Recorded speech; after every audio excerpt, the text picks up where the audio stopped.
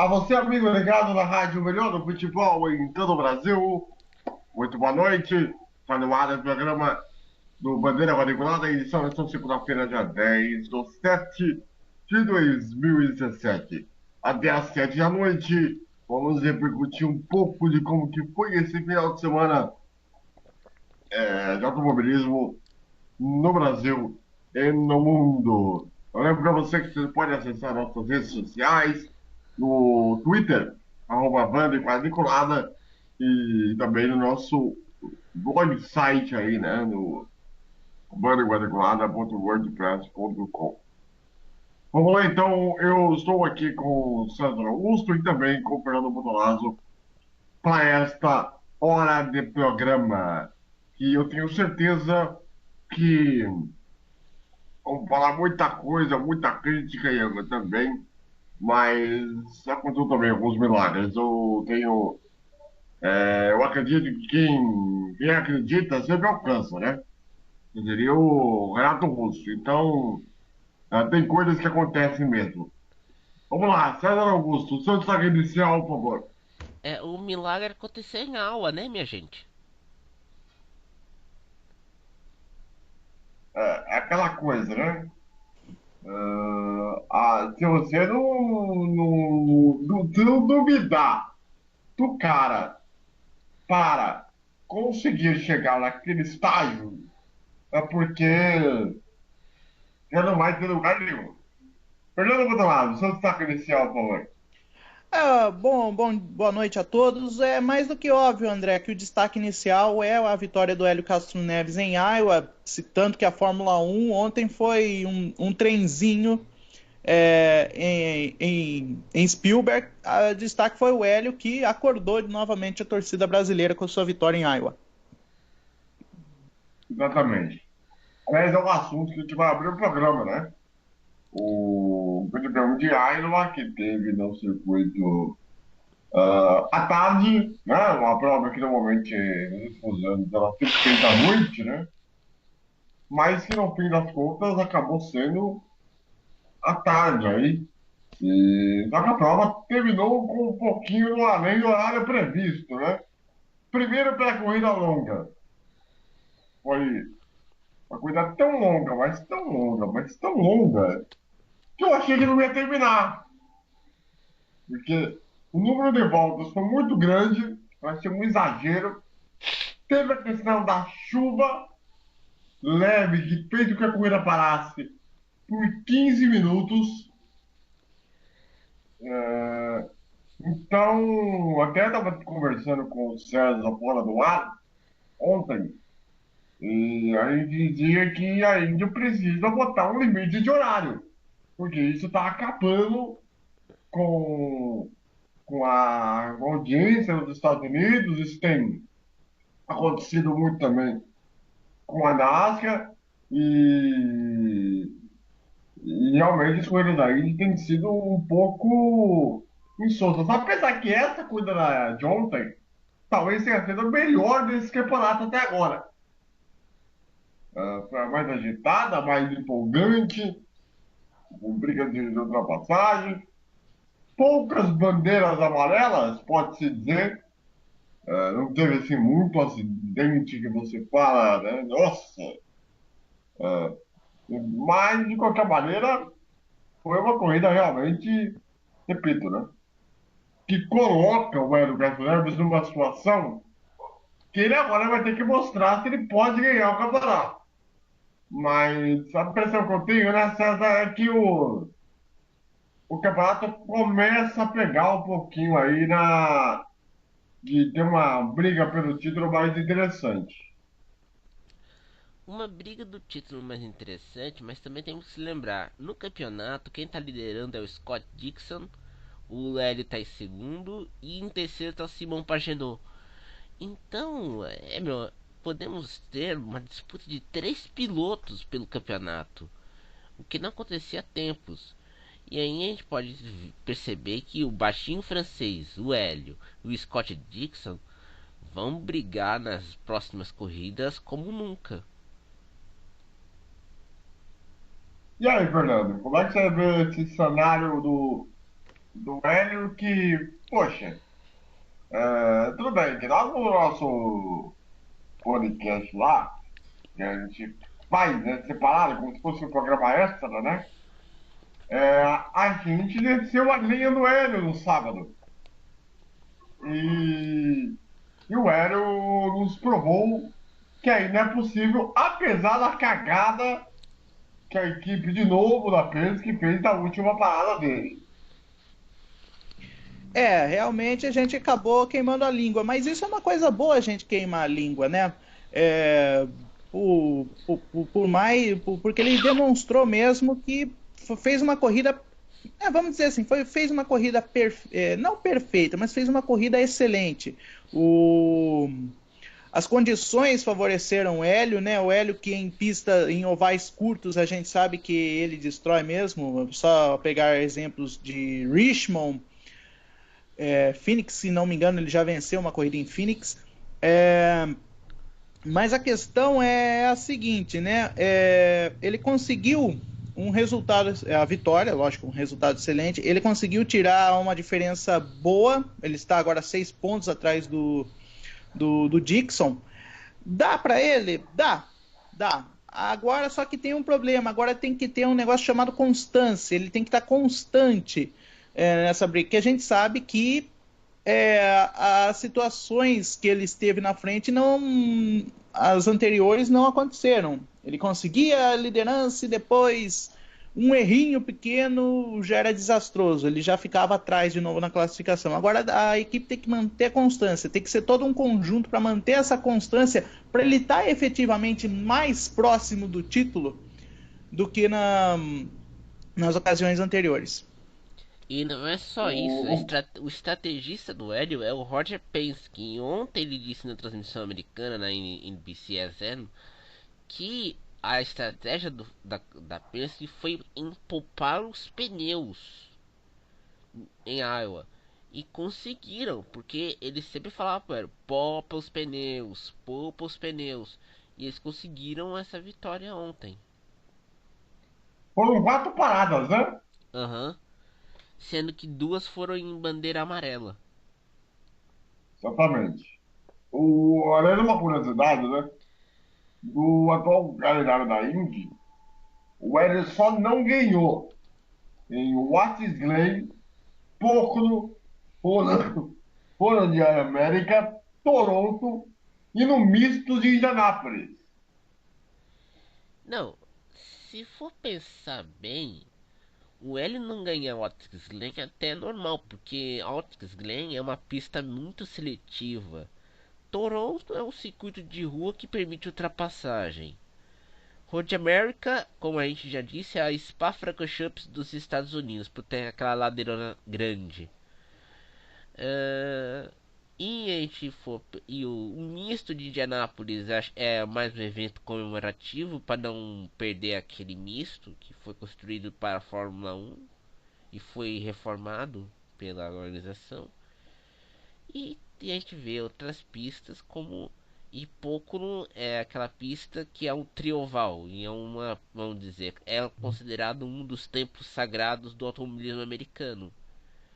Então é Os complicado. pilotos em atividade. Desculpa, pode completar, César. Não, eu já terminei. Ah, tá. Só para falar, dos pilotos em atividade, o Hélio era o que tinha a maior seca de vitórias. 3 anos. Pensa que em A 3 anos última. muita coisa mudou. Quando era o presidente dos Estados Unidos era o Barack Obama quando o Hélio venceu em Detroit. Pois E, é. e pensar também que quem era o primeiro-ministro britânico era o David Cameron. E agora o presidente americano é o Donald Trump. E a primeira-ministra britânica é a Theresa May. Então, naquela época, muita coisa mudou. E é engraçado, né? Porque o Hélio, ele ganhou aquela corrida naquela semana de Copa do Mundo, né? Não, foi anterior. Foi a gente eu e o Fernando, né, Fernando? A gente transmitiu Aham. essa corrida pela Push to Pass. Exatamente. Foi antes da Copa do Mundo, porque a minha Primeiro irmã foi uma. ainda a minha irmã do meio ainda era viva quando o Hélio venceu. É, Se eu não me engano, se eu não me engano, foi uma ou duas corridas antes, né, daquelas corridas que tivemos durante a Copa, né? foi, e a gente fez até aquele bandeira, o mesa, o Foi em mesa motor maio, na né? pista. Porque desculpe interromper, foi em maio a corrida. Foi em maio, Ah, foi antes da Copa do Mundo. não, a gente fez até o Então, mesa motor. provavelmente, foi depois, né? Aham. Tanto que a gente fez Então, o foi mesa depois. motor naquele dia em que a gente ficou tirando sarro de todo mundo. Até a gente tirou sarro da Bruna Marquezine com o Neymar naquele dia. E só para vocês terem uma noção, o quanto que essa vitória ela é surpreendente, é, o Tony, cara, fez uma corrida muito abaixo do que eu imaginava que ele fosse fazer. Com esse carro da Chip Ganassi. Eu não sei o que aconteceu, se ele teve um acerto de carro que ele não agradou tanto, mas ele não conseguiu andar na frente em nenhum momento do bloco ali dos primeiros colocados. Alguma coisa está acontecendo com o Tony Kanaan que a gente não conseguiu decifrar ainda. E você? O Tony, acho que também não é só o Tony, mas toda a Chip Ganassi em Iowa não estava acostumada com o acerto da pista. Aconteceu também com o Scott. O Scott Dixon estava tentando ser segundo colocado, mas sofria com o arrasto e com ele bem acertado. O motor Honda não falou tão alto em Iowa como o motor Chevrolet falou. Então foi um domínio do motor Chevrolet e do kit aerodinâmico da Chevrolet em Iowa. Mas isso também já era uma bola cantada, visto que em situações anteriores o motor Chevrolet ele tem mesmo uma vantagem em ovais curtos, diferente da Honda que tem sua vantagem nos ovais longos, né? Exatamente. Acho que é Mas há uma, mas há uma previsão de atualização para esses carros da Chip Ganassi? eu acredito que não. Eu Não, acredito que não, porque os carros porque da os Chip kits já Ganassi. estão primeiro, acho que o kit não, porque o kit está congelado, né? É esse Ah, daí até o fim do ano. Motor, eu acho que até dá tempo, né, César? tá, dá De tempo motor. sim. Mas o motor Honda, ele tá acostumado, acho que com nesse campeonato, como o Fernando falou, em ovais longos. Mas a gente não pode esquecer também que ele está acostumado com pistas de rua e circuitos mistos. O motor Chevrolet tá levando pau até agora. E, e- É, e são três carros de equipe, né? Não é fácil você ter que fazer um orçamento para deixar as coisas em ordem, né? uhum. Que é o problema. Porque tem equipe, lembrando, né? Tem equipe que tem dois carros e tem equipe que tem três carros. Ou Né? equipe que tem Então, quatro carros, como a Andretti Green, que tem o quatro carros também. Tudo com motor então Honda. a questão de orçamento é uma coisa interessante. Agora, outro detalhe. É, teve uma chuva leve de 15 minutos no box, tudo mais. Mas faltou talvez um pouco de. Como é que eu posso dizer? De um planejamento do tipo: você botar uma corrida com 300 voltas, sabendo do risco de possibilidade de chuva, não poderia ter sido usado por tempo? O que vocês acham? Até poderia, mas nos Estados Unidos, essas corridas longas de 300, 500 voltas em circuito oval são transmitidas pelos canais de esporte, não pela TV aberta. Então, para eles é mais vantajoso você ter um evento de 300, 500 voltas no circuito oval do que, por exemplo, você ter uma corrida de 70 voltas no circuito misto, de 4 quilômetros, e que seja transmitido ter um limite de 2 horas de duração. Então é como é na Fórmula 1, mas para os americanos isso é um horror, porque não dá para colocar uma corrida de 2 horas de duração. E tem outro detalhe, essas corridas são usadas para mostrar intervalo comercial. Então, por exemplo, tanto a NBC e a Zen deve ter faturado alto, porque conseguiu anunciantes como os agricultores de milho de Iowa, com a Iowa Corn, falando que se o milho de Iowa fornece tanta energia como o seu álcool quanto para as pistas e tudo mais. Então, para eles é importante você pôr 300 voltas para você pôr um maior número de anunciantes por bloco. É, eu E concordo um aí, pouco. Fernando? Numa parte eu concordo, assim. É porque as transmissões mesmo americanas são completamente diferentes do padrão nosso. No padrão nosso, a gente transmite 2 horas batidão e os intervalos aparecem em spots, né? Vamos dizer assim, dá a deixa, solta o spot e volta para a transmissão, sabe? Sem perder a imagem. Mas antigamente inovou, né? Por exemplo, nas transmissões antigas do show do esporte, né? Da antiga Fórmula Indy, tinha, né? Esse negócio de tela dividida, saía para o intervalo, mas depois voltava coisa rápida, né? Lá não, lá tem um intervalo, vamos dizer assim, de acordo, né? E as equipes para transmissões do mundo todo, elas têm uma câmera, né? Que fica ao redor mostrando, né? Toda o todo e a volta, ali em bandeira amarela, né? Exclusivamente para as televisões que normalmente não costumam pôr intervalo, né? Uhum. Não, mas por exemplo, na transmissão da NBC tinha uma eles tinham duas janelas na tela, uma janela para o comercial e outra janela para a corrida, para não perder. Então, A sinal internacional é diferente um pouquinho, né? é diferente. A gente tem também que contar o seguinte: quando tem bandeira amarela e quando tem os pits, eles já vão direto pro intervalo comercial. Eles não dividem a tela para poder mostrar o comercial e tal. Só que isso tá perdendo anunciantes porque vamos dizer assim, o mercado o americano não tá com ânimo para assistir corrida de NASCAR, Indy, por ter tantos intervalos. Tem uma perda de audiência não só nos esportes a motor americano como Indy e NASCAR, mas também no futebol americano, no hockey no gelo e até na NBA. Então, para eles, então tanto que estão pedindo para não ter comerciais durante os eventos e só ter comercial, assim dizer, quando tem uma paralisação ou quando tiver o show do intervalo deles. O caso de chuva, a coisa ficar bandeira vermelha, e faria mais sentido. Uhum.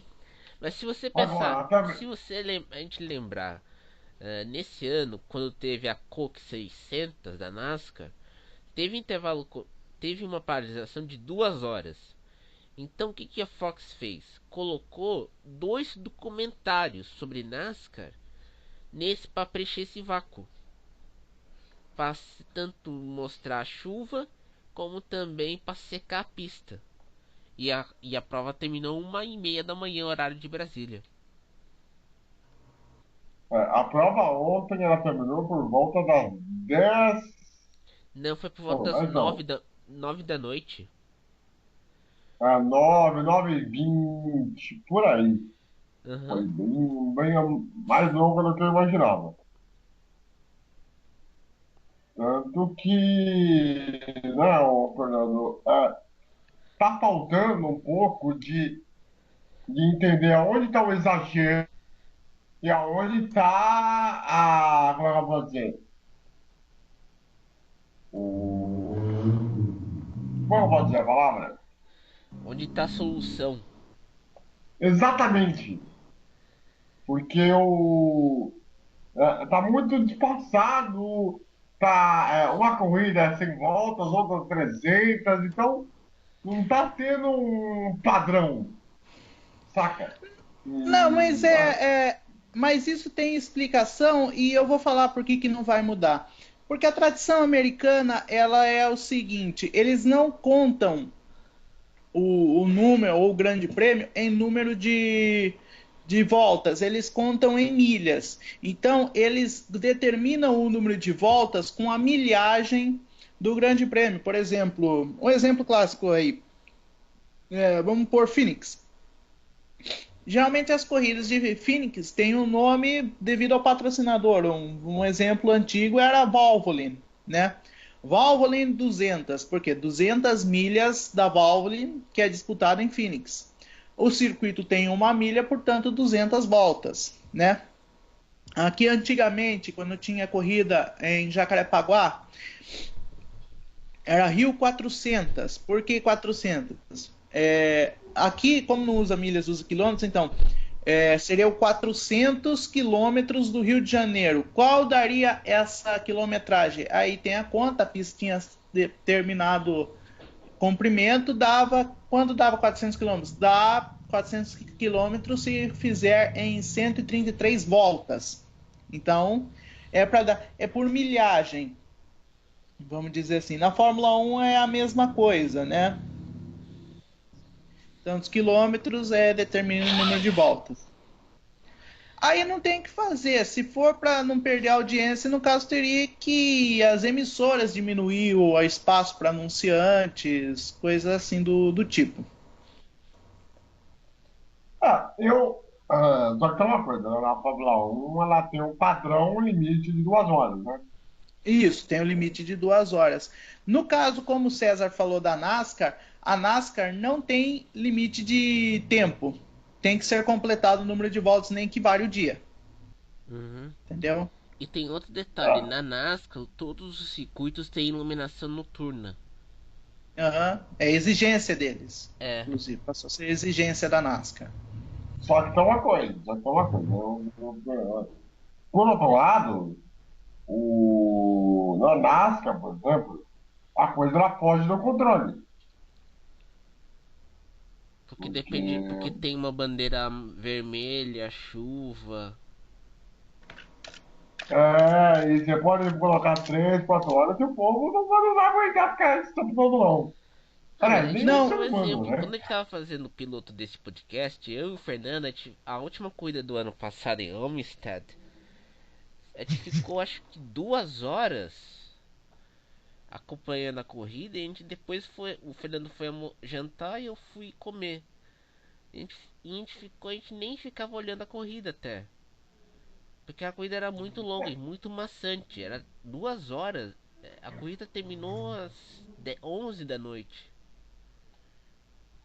E nenhum ser humano consegue ficar 4, 3 horas acompanhando uma corrida como o mesmo empenho.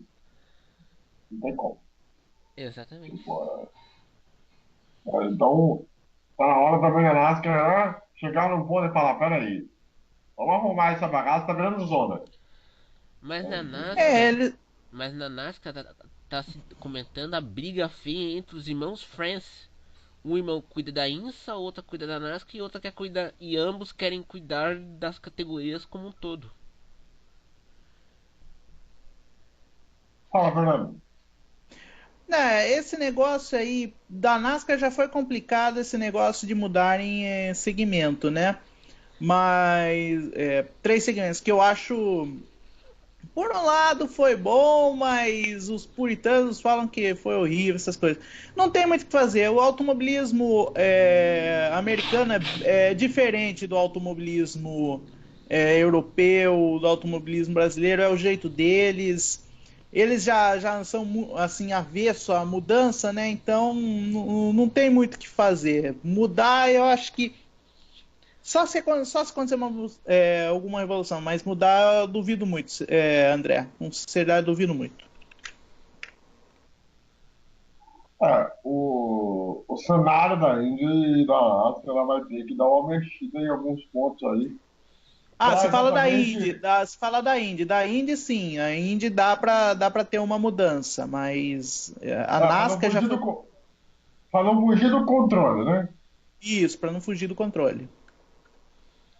Porque se chegar num ponto que não política a coisa fugir do controle, ixi, Mas isso, a gente tem que pensar também, se fugir do controle, a NASCAR e a Indy vão ter que começar a entender o público que está assistindo, porque não é mais aquele cara aficionado que senta na poltrona, pede uma cerveja para mulher e vê uma corrida de 4 horas. é aquele que está no autódromo mesmo, né? É, porque por exemplo, o autódromo estão perdendo público tanto no autódromo como na TV. Porque é uma corrida longa demais. E a gente pode perceber, por exemplo, se você nos anos 80 uma corrida como Talladega era transmitida pela ESPN americana com Barry Jarens e Larry Milburn. Só que lá era o seguinte, é uma novidade. TV por assinatura, você tá lá vendo a corrida sem ter aqueles intervalos. Aí se tiver paralisação, bota intervalo e vai transmitindo de boa. Agora esse público é outro, eles não querem mais ver a corrida numa TV a cabo. Eles querem ver numa internet, querem ver no aplicativo. E vamos dizer, ser honestos, a nova geração é mais dispersa do que a anterior, dos anos 80. Então essa geração vai querer ver corrida e vai lá ver a corrida, depois vai lá conversar com o pessoal no Facebook, depois vai dar passa um vídeo no Snapchat e volta e vê que a É. corrida ficou a mesma coisa. Fernando, uma coisa que vai acontecer muito é essa questão das novas mídias, né? Uhum. Vai incrementar a outras categorias. Daqui a pouco a Fórmula 1 vai acabar botando suas corridas no seu site. A Indy tem os seus streams no YouTube com a corrida na íntegra para o mundo inteiro ver. É, e aí fica aquela grande pergunta, né? Será que esse público mais antigo está conseguindo lidar com essas situações de transição? Porque, lógico, nos anos 80 você não tinha absolutamente nada. Tinha É, só um telefone. aham. É aí que tá, né, André? É uma coisa que assim, não eles vão ter que se adaptar, né? É se adaptar a esse jeito novo de transmissão, de mídias sociais, tudo. Só lembrar que ainda, eu acho que está em estudo ainda isso de transmitir ao vivo, porque o canal da Indy no YouTube só transmite ao vivo os treinos de classificação, os treinos livres e as outras categorias. A corrida em si mesmo, eles ainda não estão transmitindo ao vivo no Aliás, canal. para o Brasil, né? O público brasileiro pôde acompanhar a vitória, né? Do Last, né? Na coisa da Indy Light, né? Que, aliás, uma coisa eu tenho que dizer, hein? Tô achando que esse moleque vai longe, hein? E, é, É a terceira corrida seguida que ele ganha, hein? e esse moleque vai longe e a gente tem que pensar, ele não vai querer sair dos Estados Unidos para incerteza da Europa. Ele já está consolidado como piloto de oval. Já e faz muito bem. Eu acho que pilotos na Fórmula 1 no Brasil, eu acredito que o Pedro Piquet estão indo muito bem, sabe? Mas eu acredito que acho que está subindo, tá aumentando muito essa questão dos pilotos brasileiros preferirem os Estados Unidos por um caminho mais, por ser um caminho que atualmente está sendo mais fácil do que o europeu, visto que alguns pilotos foram seguindo exemplos, né? Como no caso o próprio Villeneuve, que, que até chegaram na Europa, mas perderam espaço, foram para os Estados Unidos, reconquistaram um prestígio e acabaram indo para a Europa. Eu acho que é um novo caminho, né? Eu acho que é um A novo grande caminho. realidade, a grande realidade é que a Fórmula Indy é um grande caminho para a América do Sul. É, pela proximidade, né?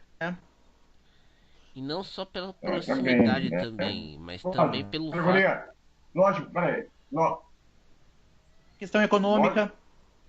lógico, lógico que pela categoria é interessante fazer uma coisa fora do eixo da América do Norte, América do Sul e tal, mas é nítido, né? Que a América Central e a América do Sul é muito a cara da Índia mesmo. É a cara da Indy porque você percebe que os pilotos estão mais acostumados. É, realmente é isso. E também vão É pensar. porque mudou muito, né? Fala, Fernando, por favor, eu já falo para você, Celso. Diga lá, Ah, É, Fernando, por favor. não, é porque assim, antigamente se achavam o caminho principal era a Fórmula 1, como antigamente, estou falando anos 60, Indy e Fórmula 1 meio que eram em conjunto, assim, tinham uma proximidade maior. Tanto faz começar pela Europa era mais fácil para depois você ir para a Índia, até porque naquela época o automobilismo americano era muito restritivo, né? Era muito restrito aos Estados Unidos.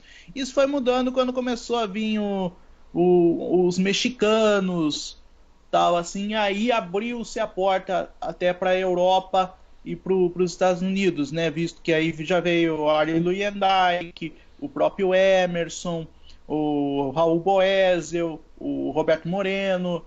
Assim, hoje não, hoje parece que está tendo um reverso para o mundo da Fórmula 1 está se tornando mais restritivo. E a Indy está numa fase que está querendo atrair o público de novo, sabe? E aí tá vindo mais pilotos. Tem o Vitor Franzoni na Fórmula 2000, parece que tem uma brasileira também que está indo. E aí já tá o Matheus Leist que está indo muito bem. Eu não duvido nada que ano que vem ele já estará na Fórmula Indy e numa equipe boa, visto que a Andretti deu a chance dele testar. Ele testou o carro do Alexander Rossi e só foi um centésimo de segundo mais lento, né? Que o próprio Rossi. Então, esse futuro que o Matheus Leite está tendo, da possibilidade do ano que vem ele está entrando na Indy, na principal, e numa equipe grande como a Andretti, é uma coisa muito boa, né? Então, eu acho que o Matheus Leite é isso, focar na Indy, que o futuro dele está se desenhando em um futuro muito bonito e promissor. e a gente Vamos também lá, tem que. César. E a gente também tem que levantar uma questão também. O Matheus Leite está indo na Indy pelos próprios méritos. Não tem essa história do pai patrocinador. Não tem aquela história de comprar vaga com um patrocinador forte. Não, ele tem talento, que é impressionante. Ganhar 3 séries seguidas nos ovais da Indy, fazer uma boa carreira na Indy Lights. E Se aí não tá. me engano, ele já é o líder da Indy Lights, Não, se não me ainda é o falha a memória. Casey, ainda que está liderando ainda. Uhum. Mas você vê, ele Ah, tá mas já em. tá chegando, né? Mas já tá perto já, hein? É, Já tá perto. o Já Lash tá em terceiro assumiu lugar no a campeonato. vice-liderança no campeonato com essa vitória de ontem. É, o Lash tá em terceiro colocado no campeonato ainda. Então, a gente fica impressionado que tem gente que, vamos dizer assim, tem gente que a gente pode ver que é puro talento, esforço, mérito, em vez de ser aquela coisa de academia, aquela coisa de ter um pai patrocinador, aquela coisa de ter que, vamos dizer assim, paga uma vaga numa equipe por um tempo e aí ele tem que ser protegido porque está fornecendo dinheiro para a equipe e tudo mais. E, e o Matheus, para quem não sabe, né? Ele é gaúcho, né? Se não me engano, ele tem 21 anos de idade, né? Se não me falha a 19 ele memória. tem. 19, né? Garoto ainda.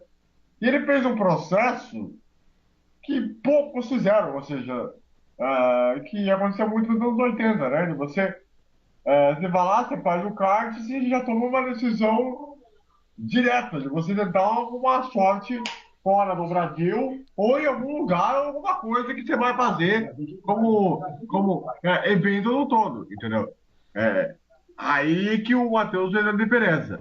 Ele precidiu, olhou melhor para a Índia e acabou sendo um tiro muito certeiro. Claro que tem mil fatores, né? Equipe, o companheiro de equipe, a condição de carro, pista, tudo, tem uma série de fatores. Mas, e a humildade que ele tem também é muito interessante, porque ele prega aquela ideia do tipo, e aí? E agora? Qual é o próximo plano, a próxima ambição? Para ele, ele já está definido, ele é a cabeça dele ali, ele vai botar o caminho natural que o Gil de Ferran fez muito. Óbvio, ele poderia estar numa equipe pequena, poderia estar numa equipe pequena. Mas ele já vai num estágio que talvez ele tenha pulado um pouquinho a etapa, né? De logo para uma equipe grande. Cabe a Andretti, se ele mesmo for no ano que vem, de saber lapidar o moleque para não ter aquele problema que aconteceu com a Bia Figueiredo quando ela saiu da Indy Lights para a Indy, tá? E também não é É só um problema. o Matheus Leite também. Mas a imprensa americana tá dando como, por exemplo, o Hulk do ano, o Coran Daly e o Ed Jones, que já estão na Indy. Então, às vezes, a vaga da Andretti vai ser disputada entre o Leite e esses dois pilotos que eu citei, que, que estão em equipes menores.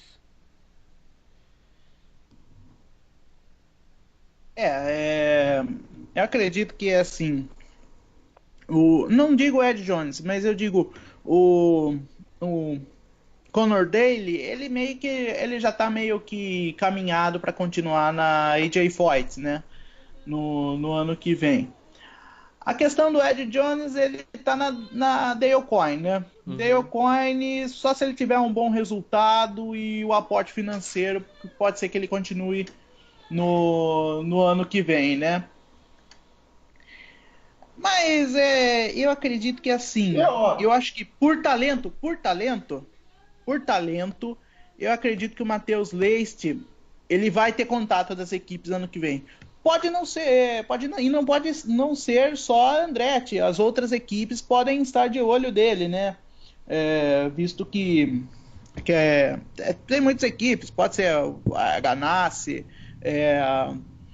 equipes assim do meio do grid e tal. Mas na Andretti seria uma boa oportunidade. Eu também concordo com o André. É uma equipe grande, pode ser que dê problema, mas ele é um piloto que, pelo desempenho dele, eu duvido que ele não consiga chamar a atenção das outras equipes. logicamente, né, o Matheus Light ele lembra muito o caminho do Grande Mole, né?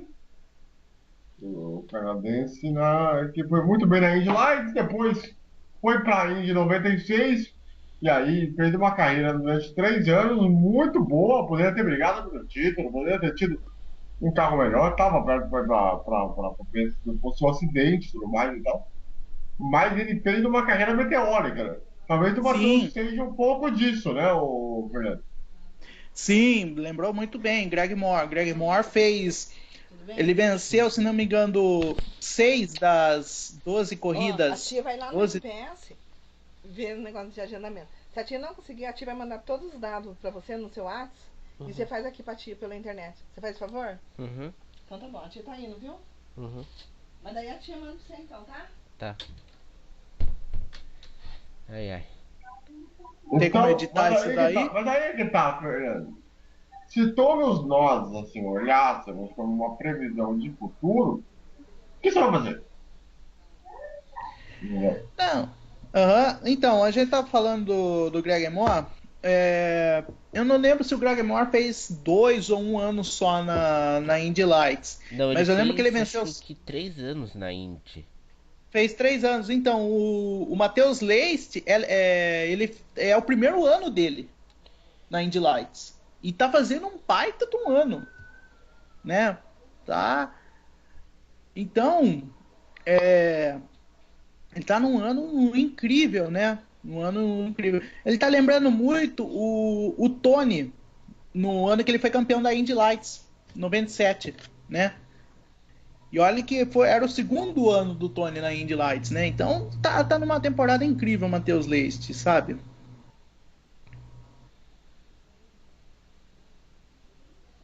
Só para a gente completar a questão Indy, então, falou rapidinho. Vocês acham que o Hélio ainda tem condição de brigar por título ou é uma questão muito momentânea pela vitória, por estar na vice-liderança do campeonato momentaneamente? E se vocês acham que essa briga pelo campeonato pode ir até a última corrida, que se eu não me engano é em. Onde mesmo? Esqueci agora. Sonoma. Sonoma, é. E aí? Como é que vocês veem esse cenário? Eu vejo que vai brigar pela última corrida. Olha, matematicamente, agora ele tem chance de brigar pelo título. Matematicamente. Eu diria que ele vai brigar pelo título.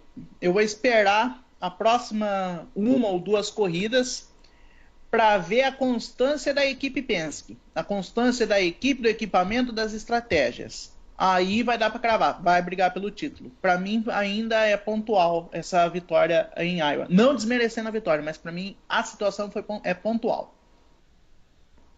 Diga lá, Sandro. Eu diria que a gente vai ter um bom trabalho pela frente, que é o seguinte, o Hélio vai... Quem é o estrategista do Hélio é o Roger Penske. Então, o Roger vai pensar, vai colocar pneus novos, vai tentar aproveitar as falhas da Honda nas próximas corridas, para ver se para usar o motor Chevrolet bem. E a próxima corrida vai ser daqui a uma semana, daqui na próximo final de semana também. Então, vamos ver o que vai acontecer. Lembrando que a última vez que um brasileiro foi campeão na Indy foi com Tony Kanaan em 2004, quando era IRL.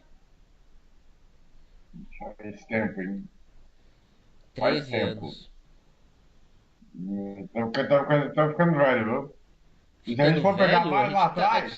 A gente tá bem, ficando velho para as adolescentes de 13 anos e jovem para os senhores de 60. E se a gente for pegar mais lá atrás, o Gil Fernandes em 2000 e 2001, né? Ou seja, que era uma geração que teve mais vitórias brasileiras do que atualmente, né? Não, e era uma geração boa, porque era Tony Hélio, Gil de Ferran, André Ribeiro, Maurício Gugelmin. Nossa. O Christian Fittipaldi, Cristiano Lamata. Pô, aquela geração boa que a gente acompanhava na TV quando a gente era pequeno.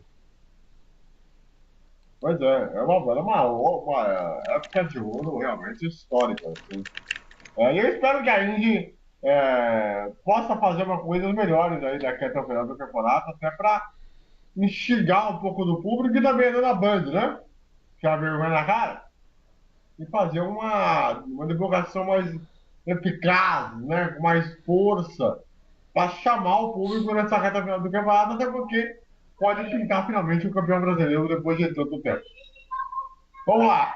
Rapidinho, vamos lá, um grande prêmio da Áustria. Bottas impecável, não, César?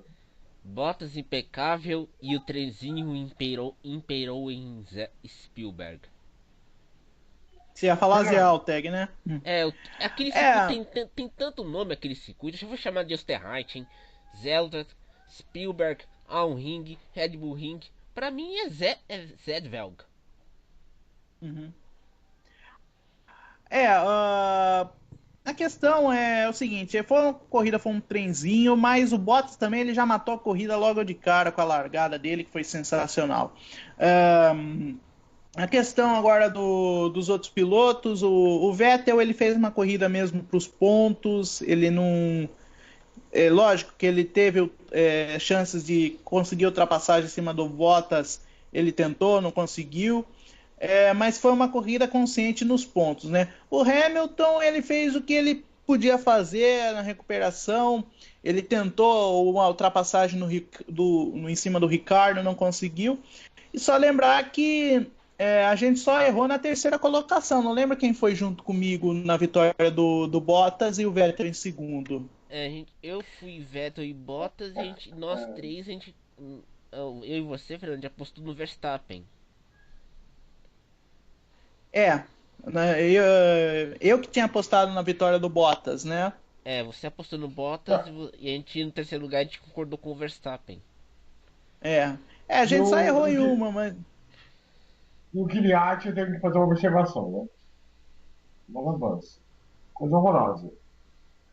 Trabalhando lambança atrás de lambança. Ele fez negócio absurdo. Sobre a corrida, uma coisa rápida que eu quero dizer é o seguinte. A corrida foi mais ou menos, que é uma coisa bem sensal, mas que no final da corrida, na parte final da prova, a coisa pegou para valer, porque o Vettel começou a chegar no Bottas e poderia ter chegado à vitória. Mas faltou pouco. Faltou realmente pouco. Mas foi muito boa a corrida, sem dúvida nenhuma, no conjunto. Mas foi fraca em muitos momentos, na minha opinião, também. Bom, vamos lá. Destaque final, César Augusto. Meu destaque final é... Aí, Hélio!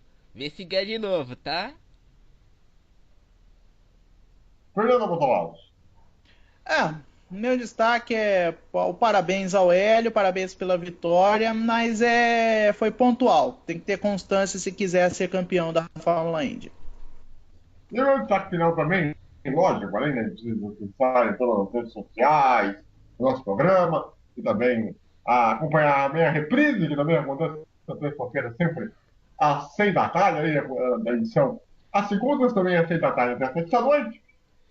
Eu quero dizer para você o seguinte, Galvão Bueno, por favor, faz o básico, não invente. Se você fizer o básico, você já coloca a corrida num patamar acima de qualquer outro, porque você é a grande referência ao lado do Luciano do Vale. E eu digo também, né, ao melhor, principalmente o seguinte, para de criticar aqueles esportes que não têm tanta referência de imprensa no Brasil e se preocupe com algo que você fale de asneira no seu blog, que não vai a lugar nenhum. A partir do momento que você for a algum lugar, você me fala alguma coisa, de preferência. Um abraço para você e até semana que vem.